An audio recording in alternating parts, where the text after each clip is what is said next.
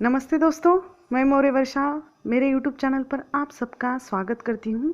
आज हम प्रेमचंद्र द्वारा लिखित दुनिया का सबसे अनमोल रत्न या रतन, ऐसे दो शब्द दिए गए हैं। किसी किसी किताब में रतन दिया है और किसी किसी जो किताब में रत्न ऐसा दिया है। ठीक है। अब प्रेमचंद्र की ये जो कहानी 1907 में उर्दू जमाना पत्रिका में प्रकाशित हुई थी कानपुर के, और बाद में उन्होंने सोजे वतन का जो उनका कहानी संकलन है उसमें भी उन्होंने प्रकाशित की थी।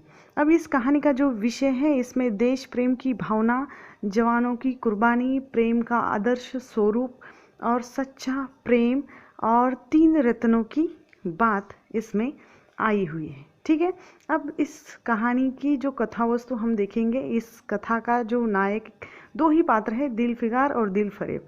दिलफरेब ये सुंदर की रानी है या सुंदर की देवी है, और जिस दिलफिगार की वह प्रेयसी है। दिलफिगार उसे जान से भी ज़्यादा सच्चा प्रेम करता है। अब ये जो प्रेम जैसे आम जो आशिक होते हैं उनकी तरह नहीं है, ये हर तरह से ऊंचा प्रेम है, जो अपनी प्रिय सी को पाने के लिए हर मुसीबत का सामना करना चाहता है। तब दिलफरेब कहती है कि अगर तुम मुझसे सच्चा प्रेम करते हो तो जाओ, दुनिया की सबसे अनमोल चीज़ लेकर मेरे दरबार में आ जाओ, यानी दुनिया का सबसे अनमोल रत्न लेकर मेरे पास आ जाओ, तब मैं तुझे अपनी गुलामी में कबूल करूँगी। अन्यथा इधर तुम्हें भटकना भी नहीं है। अगर दोबारा तुम्हारा मुंह मुझे दिखाया तो मैं तुम्हें सूली पर चढ़वा दूंगी, ऐसा वह कहती है। अब दिलफिगार को अपनी भावनाओं के प्रदर्शन या शिकवे शिकायत का वो मौका भी नहीं देती, और वो अवसर न देने पर वो थोड़ा नाराज़ होता है और उसे दरबार के लोग बाहर निकाल देते हैं। अब उसे लगता है कि शायद उस दुनिया की सबसे अनमोल चीज़ कौन सी है, क्या है, उसका नाम तो बता दिया होता तो मैं उस नामुमकिन चीज़ को मुमकिन कर देता और उसे लेकर आ जाता। लेकिन वो चीज़ है क्या? ऐसे बहुत सारे सवाल, वो है क्या, कैसे मिलेंगी, कहाँ पर है, ऐसे बहुत सारे सवाल उसके मन में उभरते हैं, और उस सवालों को लेकर वो इधर उधर घूम रहा है। अब उसे लगता है कोई हतीम या कोई जो मददगार मुझे मिल गया तो काश वो चीज़ का नाम बता देता या कहाँ है इतना बता देता, तो मैं पूरी अपनी ताकत एक लगाऊंगा और उस चीज़ को तलाशने में अपनी पूरी जान लगा दूंगा, ऐसा वो कहता है। अब इसमें ये दिखाया गया है कि दिलफिगार वह अपने भगवान को याद कर रहा है। उसे कह रहा है कि भूसा वह पूरी भगवान के पास मन्नत मांग रहा है कि मुझे वह चीज़ दिला दे या उस चीज़ का नाम बता दे, कोई संकेत दे दे। यानी वो भूखा प्यासा नंगे बदन का थका हुआ वो इधर उधर भटक रहा है, अकेला है, और अब उसकी जो भटकने के कारण उसके शरीर की पूरी काया बदल चुकी है और पूरी हड्डियाँ उड्डियाँ दिखने लगी हैं, और दुनिया की सबसे बेशकीमत चीज़ न मिलने के कारण वह निराशा भी है उसके। लेकिन भटकते भटकते एक रोज़ वह एक मैदान में जा निकलता है जहाँ हज़ारों लोग बैठे हुए हैं, और वहाँ वो हज़ारों लोगों के भीड़ में वो अंदर चला जाता है। तो उसे लगता है कि एक जो चोर है, जो काला चोर है, उसको फांसी दी जा रही है, और उसे पूरे हाथ पैर जंजीरों में उसके जकड़े हुए हैं और उसे सूली पर चढ़ाया जा रहा है। और उसी भीड़ में से एक छोटा सा बच्चा वहाँ आता है। उस बच्चे को देखकर शायद उस पापी चोर के मन में कोई भावना जाग उठी हो, और वह जो वहाँ का फांसी के तख्ते पर उसे खड़ा किया जाता है, और वहाँ का जो जलाल है उसे फांसी देने ही वाला होता है कि तुरंत वो कहता है कि मेरी एक आखिरी इच्छा है और मुझे कुछ बोलना है। तो एक मरने वाली की आखिरी इच्छा तो पूरी की जाती है, तो उसे बोलने दिया जाता है। उस भीड़ में से एक बच्चा आता है, तो उस बच्चे को देखकर वो चूमता है, और वह चूम कर कहता है कि इस बच्चे की तरह ही, उस बच्चे के मन की तरह ही मेरा मन भी बहुत ही साफ सुथरा था।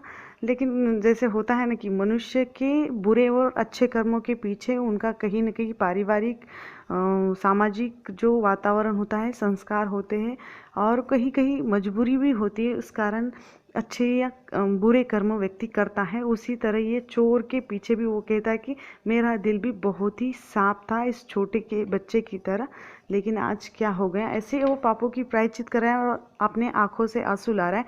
जब उसके आँखों से वो आंसू टपक रहे होते हैं, उस आंसू को ये अपनी मुट्ठी में झेल लेता है दिलफिगार, और कहता है कि आंसू का एक कतरा जो इस दुनिया का सबसे अनमोल मोती है जो मेरे हाथ में है, और बेशक ये दुनिया की सबसे अनमोल चीज़ है। और वह फिर उस शहर जाता है जो मीनो संवाद, जहाँ दिल फरेब रहती है, और वहाँ जाने के बाद वह उस चीज़ को पेश करता है दरबार में। पेश करने के बाद दिल फरेब खुश तो हो जाती है, लेकिन कहती है कि अभी भी उस दुनिया का सबसे अनमोल रतन तुम्हें नहीं मिला है। शायद तुम नाकामयाब रह गए, लेकिन बेशकीमती जो चीज़ है वो तुम लेकर नहीं आए। मैंने जैसे कहा था कि जब तुम मेरी इच्छा पूरी नहीं करोगे तो तुम्हें फांसी पर या सूली पर चढ़ाया जाएगा, लेकिन मैं ऐसा नहीं करूँगी, तुम्हें और एक सुअवसर दूंगी, जाओ और कामयाब होके लौट आ जाओ, ऐसा वो कहती है। और पर्दे के भीतर से ही बात करती है।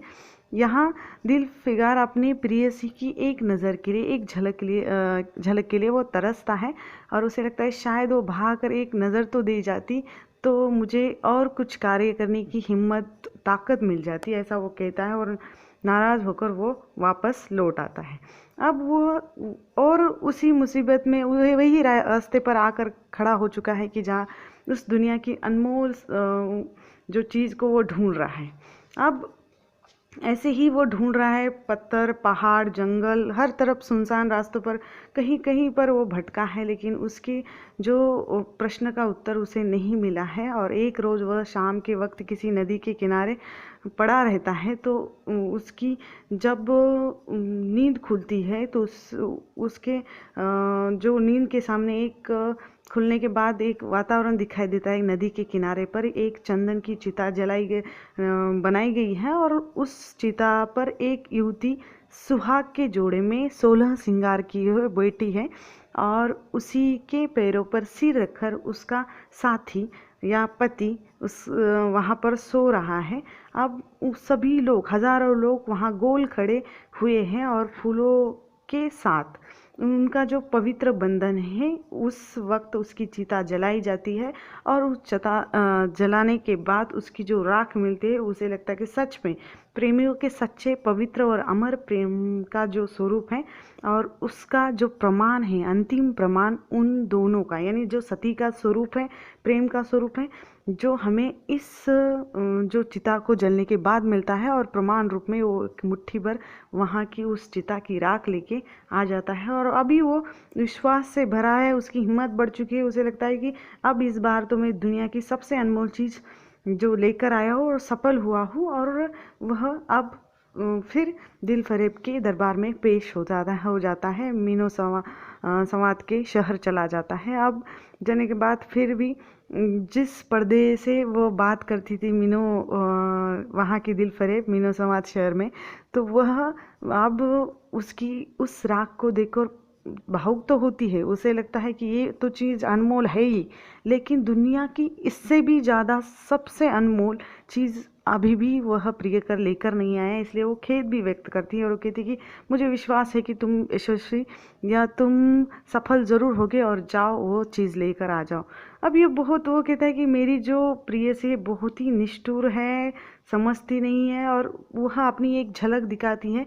जैसे ही वो झलक दिखाती है तो ये सपनों में खो जाता है, उसके ख्यालों में खो जाता है, और जैसे ही लोग दरबार के उसे बाहर खींचने लगते हैं, तब उसकी जो ख्वाब टूट जाते हैं। उसे लगता है कि एक ही झलक देकर वो जो दिल फरेब है गायब हो गई है, और फिर वह अपने जो रास्ते पर भटक रहा है। अब गगन चुंबी पहाड़ की चोटियों पर जाता है, समुद्र की तो ओर जाता है, कितनी ही पहाड़े, मैदान, जंगले वो घूमता है, और दिलफिगार वह इधर उधर घूम रहा है।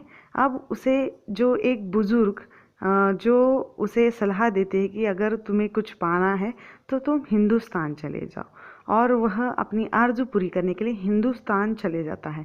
अब बहुत सारे रेगिस्तान, पहाड़ियाँ, पर्वत पार करके वह रेगिस्तान से दूर फिर एक ठंडे पानी के साथ वह थकान दूर करता है कि नदी के किनारे लेट जाता है, फिर शाम, फिर सुबह, ऐसे करते करते वो हिंदुस्तान पहुंच जाता है, और ऐसी जगह पर पहुंच जाता है जहां युद्धों से भरा हुआ मैदान है, और लाशें ही लाशें बिछी गई हैं और उस लाशों में बहुत ही खून बहाया गया है और किसी की सिसकने की आवाज़, किसी की कराहने की आवाज़, वहाँ पर डरावना दृश्य उसे दिखाई देता है। मरने वाले बहुत सारे लोग हैं और उस मरने वाले लाशों को बहुत सारे जो पंछी है वो आकर जो उस लाश का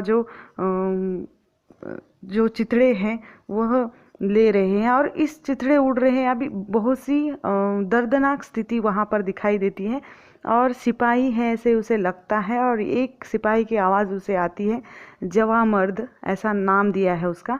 अब उस जवा मर्द के पास पहले तो जवा मर्द यानी उस सिपाही को लगता है कि ये कोई दुश्मन है, लेकिन उसके हाथ में अभी भी तलवार है, उसके सिर से खून बह रहा है। अब इस स्थिति को देख रहा है, वो कहता है कि मैं आपका दुश्मन नहीं हूँ, मैं एक मुसाफिर हूँ, गरीब मुसाफिर और भूला भटकता यहाँ आया हूँ। और वह बता देता है कि यहाँ क्या हुआ। तो वो कहता है कि अगर तुम मुसाफिर हैं तो मेरे खून से अब पहलू में बैठ जा, क्योंकि यही 2 अंगुल ज़मीन है जो मेरे पास बाकी रह गई है, जो अब मौत के सिवा कुछ ही नहीं है और सब छीन चुका है, ऐसा वो कहता है। और हमारे बाप दादा का देश आज हमारे हाथ से निकल गया है, यानी लोगों की या किसी और दुश्मन की गुलामी करने से अच्छा है तो अपने आप को ख़त्म कर दें या जो वीर गति प्राप्त कर देना, ऐसा वो कहता है। और राजपूत अपने देश के लिए बहादुरी से जान देते हैं, ऐसा वो कहता है। और तू देखते जा कि उन लोगों की जो इस तलवार से घाट उतरे हैं और मुस्कुराते हुए भारत माता की जय कहते हुए अपनी जान देता है। और उस सिपाही के जो सिर से जो खून का एक एक बूंद वहाँ गिर रही है, उस आखिरी बूंद को ये अपने हथेली में समाता है और कहता है कि यही दुनिया की सबसे अनमोल और बेशकीमती चीज़ है, क्योंकि अपने आप को अपने वतन के लिए या अपने वतन की हिफाजत के लिए आखिरी सांस तक जो लड़ता है और आखिरी बूंद तक वह खून का एक आखिरी कतरा जो वतन के काम आता है, वही जो खून है दुनिया का सबसे अनमोल रतन है, ऐसा वो कहता है। और दिल फरेब यानी रानी मलका दिल फरेब के पास वह चला जाता है और मेहंदी से रची हुई हथेली को वो चूमते हुए उस खून को या उस आखिरी बिंदु को वहाँ उस हथेली पर रख देता है और वहाँ दिल फरेब और दिलफिगार का मिलन होता है, यानी दिल फरेब खुश हो जाती है कि दुनिया का सबसे अनमोल रतन यही है और उन दोनों का मिलन हो जाता है। और वही कहती है कि कहानी के अंत में ऐसा दिया है कि खून का वह आखिरी कतरा जो वतन की हिफाजत में गिरे, दुनिया की अनमोल चीज़ वही है। ठीक है, यानी ये जो इसमें दिखाया गया है कि देश प्रेम ही सर्वोपरि है।